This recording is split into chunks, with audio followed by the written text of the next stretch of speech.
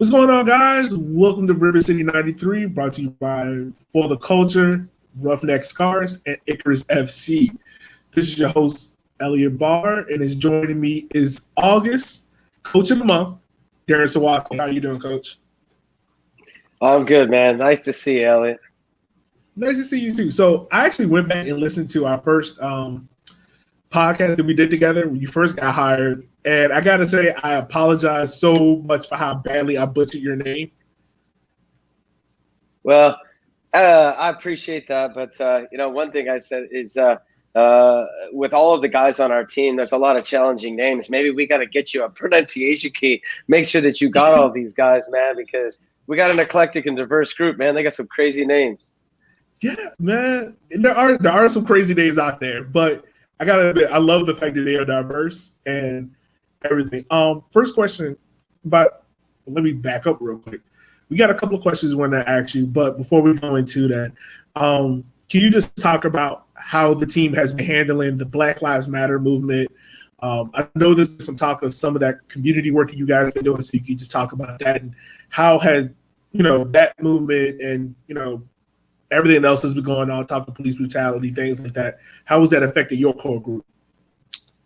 Yeah, that's a heavy topic, and you and I are ebony and ivory, so it's I'm on a side of it that it's interesting because I'm learning in the process, and I grew up in a pretty diverse place, and I felt like I had a pretty good handle on what it means to be Black in America, being a white guy. And, I'm learning every day. So starting with that as the first piece, I would say that I'm really proud of our team. We have a very diverse and eclectic group of guys. And, we've had guys like Yvonne and Moonby and Devontae, they're Black players, and they've stepped up and, really led the charge, both with the USL and with our team to educate and help us understand where guys are coming from, because we don't always know. I'm a white guy that grew up in a pretty diverse area, but I'm still a white guy, so I'm not going to know everything. I'm proud of the way that the guys have come together. Our whole mantra as a club, and we take it on as a team, is joyful, authentic, and united. And the piece of that matters most to me is the unity. I'm really saddened by how divided the country is. I'm not an authority on it, but I would say that we try through our club to unite this community on every way that we can. I know Rob really promotes that, and I'm really proud of our team for being involved in it. Yeah, for one of our recent podcasts, I think it was right after the Greenville game, Suzanne got a picture of you walking over to the supporters group holding up the Black Lives Matter armband, and just to see you and how other coaches have taken on that responsibility. Like you said, like, you might not be able to know it, but you're able to understand it and come from a place of sincerity. So it's great to see how much you have, went out and made it known that this is something that needs to be changed. Well, I'll tell you that my uncle was a sheriff's deputy. My sister, half sister, is a deputy in Washington State. So I have that in my background, and they're both great cops. They're great police officers, and they're wonderful people. I think that in some places things aren't exactly what they need to be, and on both sides of everything, man, it's a heavy topic, but it's obvious that some things need to change in this country. There's no question, and Black lives absolutely matter.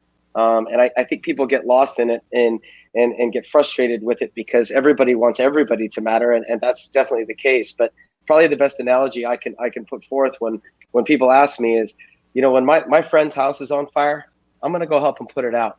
And I'm not going to stand in front of my house and wait for my house to catch on fire too. I'm going to go help my friend.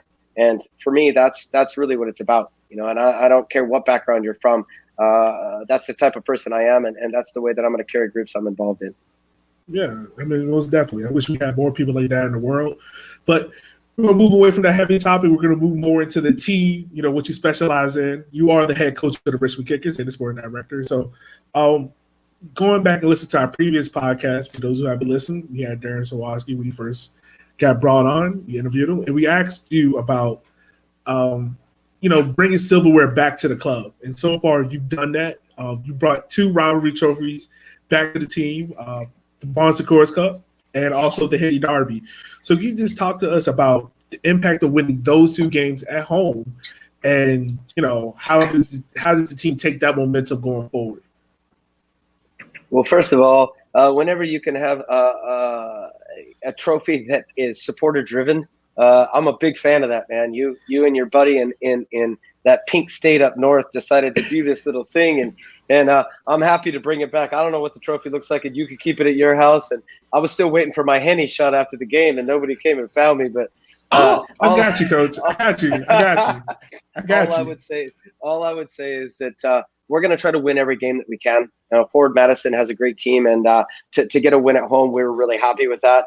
In terms of the Bon Secours Cup, that particular organization is awesome to both our team and to Greenville. So to have that cup is always awesome. Our plan is to put a heck of a lot more silverware up in the trophy case. I don't lose well. This week is already, I've lost a lot of sleep. I don't like it. It's not me. I don't like to lose. And I know our group is really starting to feel that. So, this year it's a little bit harder to get into that final, but we're making a push, man. We're definitely in the mix, and we're going to fight to the last minute to get in that final. Yeah. I want to bring up that point as well about what happened this previous weekend.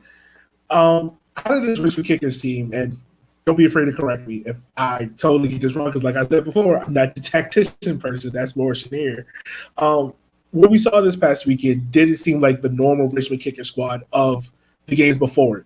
Can you just talk to us about what happened in that second half, particularly? We kind of saw not as much pressing as we normally saw. So what kind of happened there? Well, first I would say that good pros adapt to any environment, and I think that we, coaching staff included, struggled a little bit in Chattanooga. A 12 p.m., 1 o'clock kickoff time in the heat on that interesting turf there. I think it affected us more than I thought it would. So I take responsibility for that. It was a difficult time to play. It was an odd time, odd surface. Weather was interesting, and we started the game pretty well, found a goal. Emiliano scored another good goal, and I felt like we were doing okay, but we didn't get behind that team the way that we normally do against teams. And, some guys took a couple of plays off, and that's not indicative of us. I would call that a speed bump on the highway of life.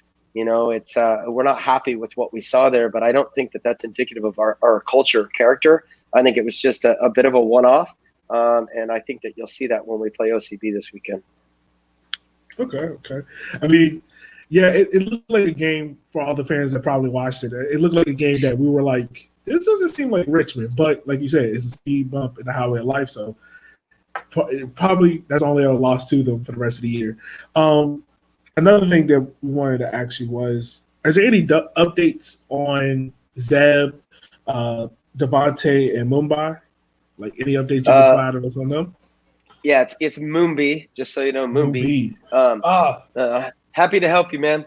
What I would say is Devontae had a completely successful surgery to repair his knee. He's in the rehab phase already and doing excellent. Is in good spirits. Was at training today. So he's moving forward in a very good way. And he's upbeat, which is really important to us, that his mental health is in a good place.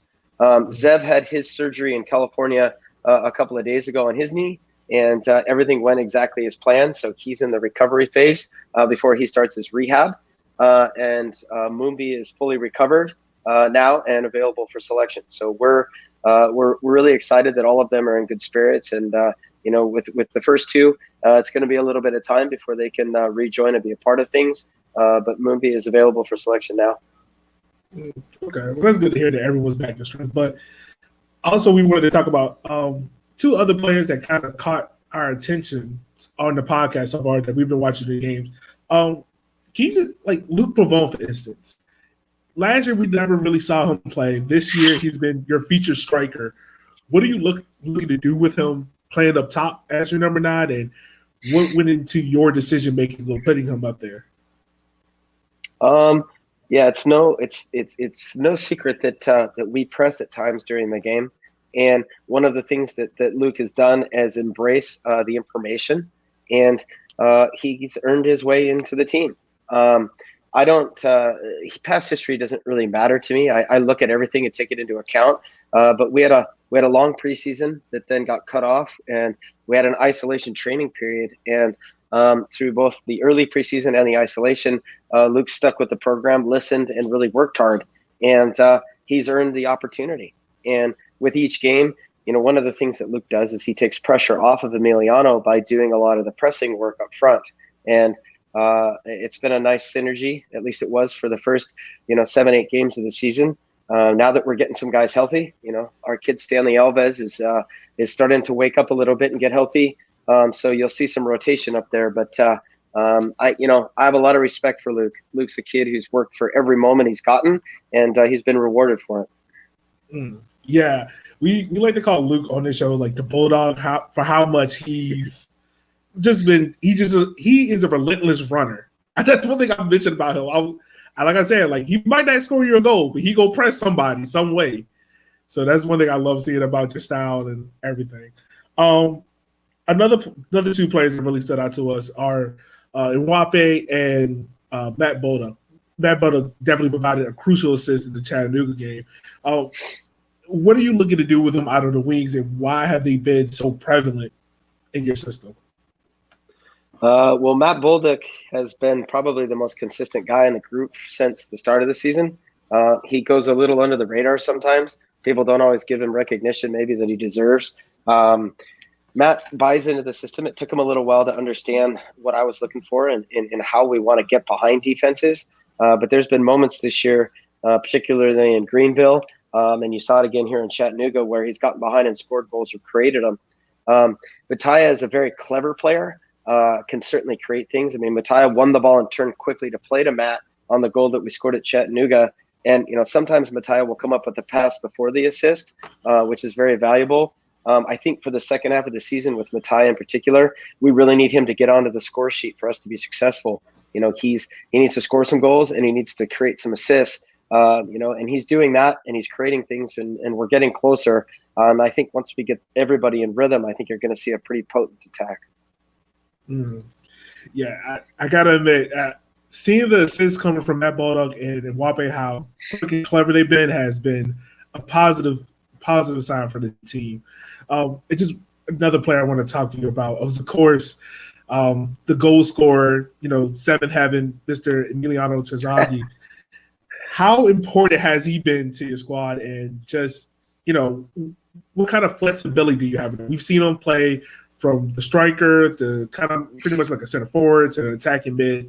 What kind of flexibility does he give you outside of his goal scoring ability? Well, I think the most important thing that Emiliano brings to our team is veteran leadership. Here's a guy who doesn't speak the language yet, and he's had a major impact on a lot of players on our team because he shows them through his daily work what it is to be a true professional soccer player. He's first guy there, last guy to leave, always willing to help somebody. He has good insight into the game. I speak a alternative form of Spanish, so I can communicate fairly well with him. And we have guys on our team that speak good Spanish, so he has very good tactical sense. He understands the game really well. So outside of just banging in goals, he's good at helping guys position themselves and to learn and grow. So just his presence in our locker room is a great growth piece. Because at this level, when you're helping players develop and grow as pros, you need guys around that have been there. And when they're on the field for you, it's super valuable. So I can't speak highly enough about this guy. He's super humble. He can score with the best of them. And, obviously he's played at a higher level. So what he brings to us is just a great professional, atmosphere. Okay. Also, this team right now, we're at the halfway point of the season, and this team sits in fourth place, 2 games off of that key second place that gets you into the playoffs. What are you looking to do in the second half of the season, and what are some things that you're looking to see out of the team that will be positive notes for you? Well, the first thing that I would say is, and I've said this since the day that I got here, we are a work in progress. We're not a finished product by any means. we've done a good job of finding some results in counter pressing and getting in behind defenses. But it's going to be important that we get more possession of the ball in the second half of the season. You can't over defend in games and expect to make a run into a playoff position, especially when there's only 2 playoff spots. So, against Orlando, I think you're going to see more possession out of us, but we're not going to change the way we play. We're a team that pounces on things and attacks quickly. It's entertaining. It's exciting. And as this team grows into next year and in the years beyond, we want to be a team that always has that type of attitude. We're on the front foot. But when the time is right, we want to take the game off the boil a little bit and keep possession. So I think the second half of the season, you'll see an even more complete brand from us and from more players in the group. Yeah. You have 8 games left in the season, 5 of which are at home. What kind of edge does that give your team? I mean, of course, playing at home, but what kind of edge does that give your team going into the final stretch of the season? Well, I think it first starts with you guys, man. We've had a great crowd the last couple of games at home. It's been amazing to have people cheering and screaming for us. We've been on the road. We've been in the stadium at Gillette where there was nobody in there, and you can hear the echo. Awesome stadium, but there's no fans. We've been in some other places like Chattanooga where they're basically coughing over the top of you without masks on. So it's been kind of a hodgepodge this year. And here, the fans are a huge piece for us. And playing at City, it's our home. We want it to be a fortress. We never ever want to give up a point here. So having 5 games really bodes well for us. And man, we're looking forward to it. I know the guys are. Okay. Wow. Yeah, I want to ask you about that. Coaching in the pandemic has definitely changed a lot of things. What is something that, since you've been coaching and teaching the players in this pandemic, that you're going to take with you now going forward? Or, maybe I said that weird. That the devil's in the details. If you take the pandemic itself and take the soccer part out of it, you need to wash your hands. You need to wear a mask. You need to do these things. One, because that's what scientists and epidemiologists say, not politicians. You should listen to people that actually understand science, not politicians. That's my personal opinion, but it seems to make sense because science is fact. It's not an opinion. The second part of it is that you need to be patient. We're so lucky to be able to play. Again, Rob's stuck with this in ways as an owner that's just been unbelievable, and our entire group and organization has been so awesome in sticking with it. And out of the first 4 games, 3 of them were changed, 2 were postponed, 1 was moved. It feels like every day you come in waiting to see what the next challenge is going to be, and so you have to be patient and you got to be unified. So as a coach, it's difficult to prepare. But I'm just so proud of this group because they've reacted and adapted really well to all of the challenges we've had. And man, I got to be honest, I want to knock on wood here, but if anything else happens, I'd be surprised. I mean, there's been a lot of stuff thrown at us. Yeah, it's kind of just like you don't know what's going to happen. Like we were talking about before we started the podcast about just how every single day is just something different and you never know what's going to happen. I can't. I would say that I've seen things in the last 6 months that I haven't seen in the last 5 years combined. When you're a coach in a professional team, you have a lot of odd and interesting things that happen, even when you control everything that you can control. When you're in an environment where you're trying to control things that you have 0 control over, it certainly makes things challenging. And again, credit to the players and the front office staff here for adapting quickly and staying with the protocols to make sure we can play. Yeah. So we're going to go more into your sporting director's role and how you have this big Rolodex. So me and Shadir think, well, I personally think that you have a desk and you have like this big, huge Rolodex of just players and coaches you can call out. But we recently saw that the Richmond Kickers signed a new striker, Olex Anderson. What went into the decision process of bringing him onto the squad, and when can his fans expect to see him starting to play, and what should we be looking forward to him doing out on the field? Yeah, one of the things about being a journeyman pro, I was a journeyman pro as a player, and I played in a lot of places. And as a coach, I'm starting to get that kind of thing. As a coach, you're hired to be fired, and you know that. So you come in, and I'd love to stay in Richmond for a long time, and I love it here. But the interesting thing about moving around is you meet a lot of people and you grow a network. And if you're respected, and if you do what you mean and mean what you say, people respect you. And so, I have a group of people all over the country and really around the world that I know if I call and they say, Elliot's a good soccer player, I can trust that Elliot's a good soccer player. And, whether we want him on our team or not, if somebody that I trust and respect says that you should look at somebody, then we look at them. And that gives us a broad base to draw from South America, from Europe, from all over the U.S. And we're already planning for the future here. We're looking to win every day and win every trophy. So you got to plan for the future. And there's some exciting things coming for Richmond Kickers. Okay. With Olex, is he going to be the traditional striker, or is he going to be someone that may be moved around from the winger and striker spot? So Olex was a guy that I knew from Seattle. Very fast, very technical, creative player. He can play on either flank. He can play underneath the striker. He can play as the striker. In our team, we don't have that definitive post-up striker that puts his foot on him. Like the guy from Madison or some of these other teams where they have a guy that puts their foot on the ball and guys run off them. We play a little bit more flowing game.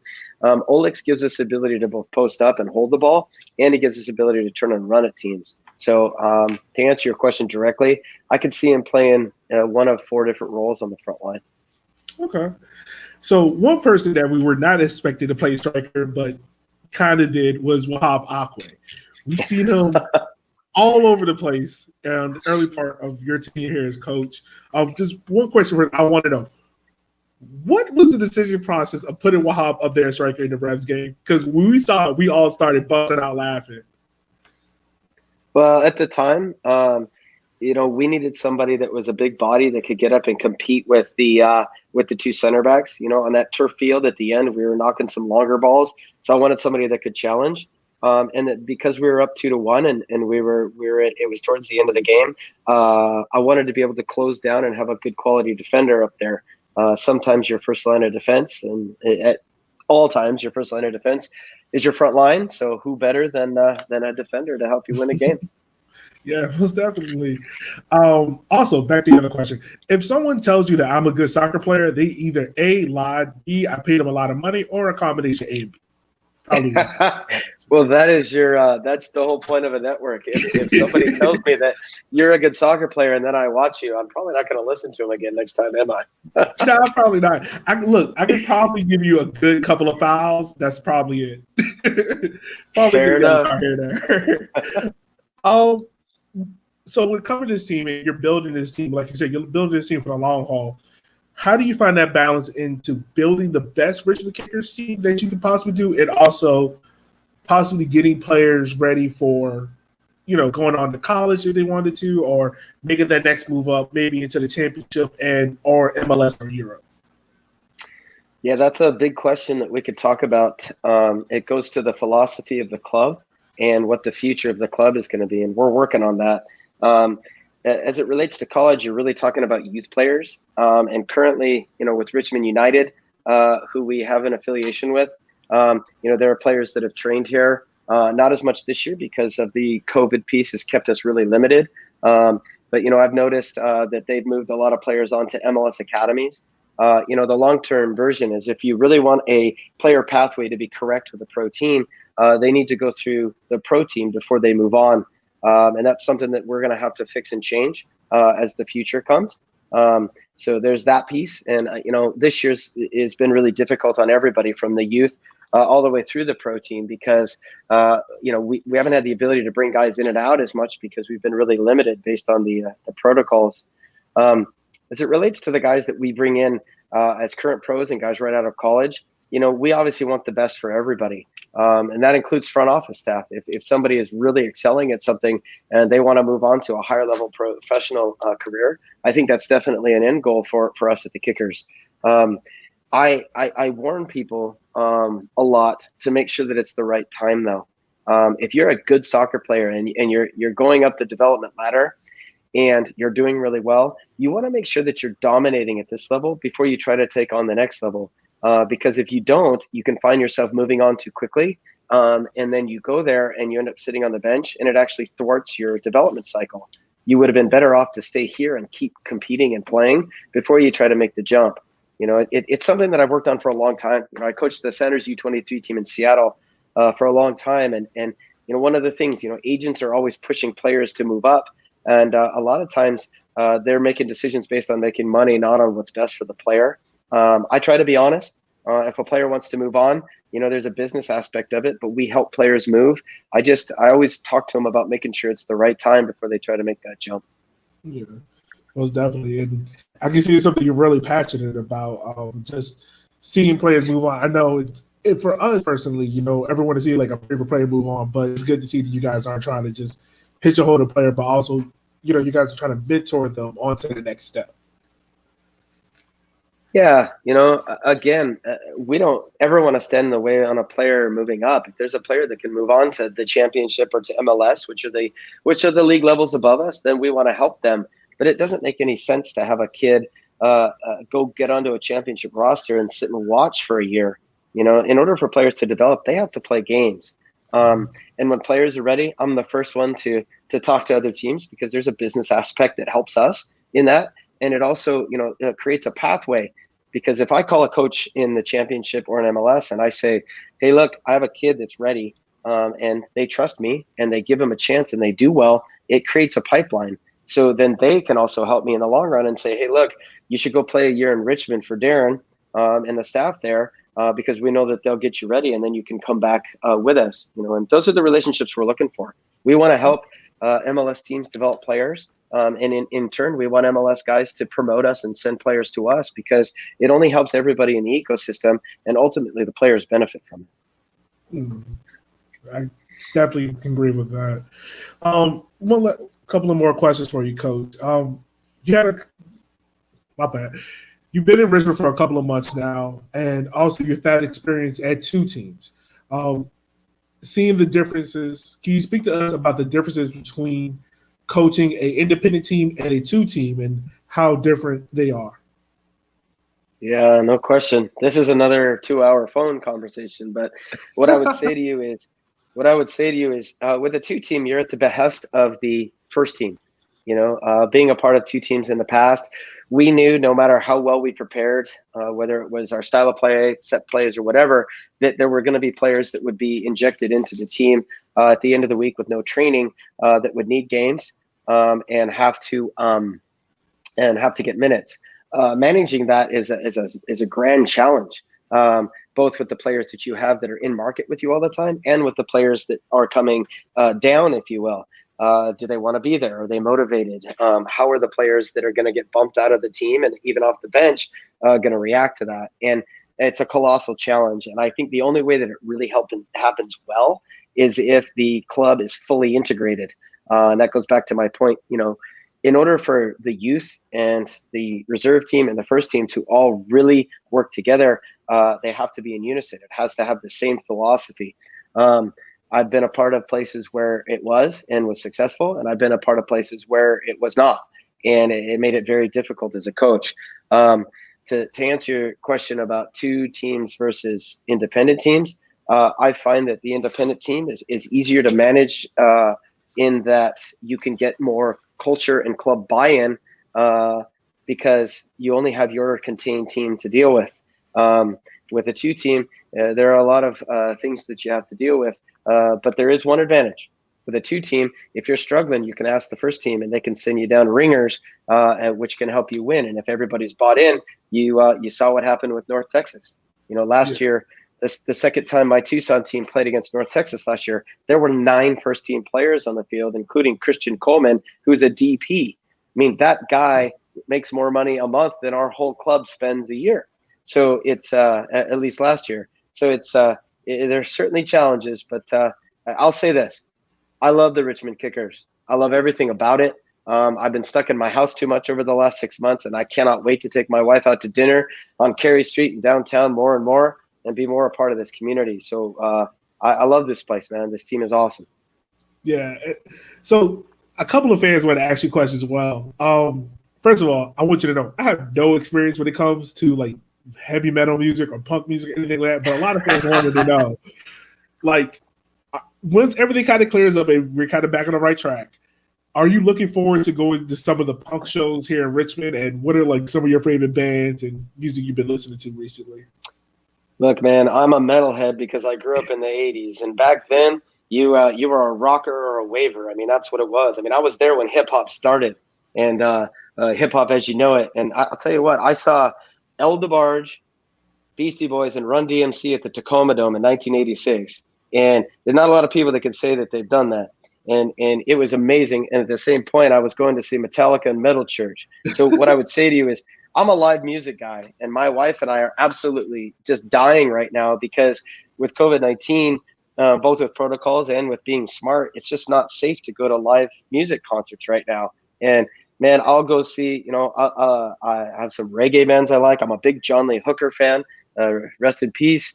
I like old blues music, but to circle back on the things that people seem to jump on me about, both Mika Elovara and I both are, we like ourselves some 80s metal, man. We're into it. We love it. So do you guys be like in the middle of like coaches meetings and just have heavy metal music playing in the background? What do you think? Oh my God. For those who can't see it on the podcast, Coach is pulling out his whole speaker. That has to be interesting. I would love to be in one of those meetings. Just listen. Well, I'll tell you right now, Race Metanik, who does an absolute amazing job. The guy wears like 15 hats on this team, and he's a GM. He's an equipment guy. He's a stadium guy. He's unbelievable. He's a bit of a metalhead too. He likes a little bit more of the doom and gloom metal, but pretty quick, we'll be in here all sharing music, and it turns into a pretty heavy haven. Oh my God. Well, I got to say, your football has definitely represented that as well, the heavy metal, and it's been a welcoming change here in Richmond. One last question, and I want to know, do you think you look like Thanos? I think I saw that on your social media. I don't know, man, if I have as big a head as that dude, but I mean, I don't, that's your generation. You tell me. I would say there are striking similarities between you and Thanos. There are striking similarities, but also like the way you have came in, kicked butt, took control of the Richmond Kickers, and kind of turned some of these other pundits' heads. I gotta say that's kind of like Thanos. So, Coach, with that being said, we just want to thank you so much for coming on the podcast today. Any closing words before we wrap up? Yeah, man. Listen, we're only as good as our community, and we only want to be as strong as and be a part of that community. So come support us. Let's fill the stands as much as we can, and let us know what we can do in the community, man. Come buy tickets, come watch the Richmond Kickers, and come be a part of what we're building here. All right.